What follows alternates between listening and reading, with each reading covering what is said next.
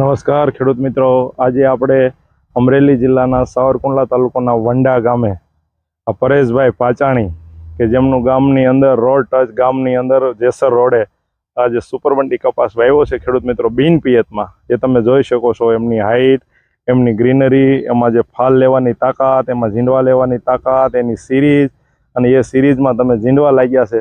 આ તમે એને જો, એને માથું ઉપરથી લઈ લીધું છે આ જાતનું. તો માથું લેવાથી ખેડૂત મિત્રો આ જાત કેટલી સારી અને કેટલી વ્યવસ્થિત સિરીઝમાં થાય છે એ બતાવવા માટે આજે આપણે આ વિડીયો પરેશભાઈની વાડીએ ખેડૂત મિત્રો બનાવી રહ્યા છે.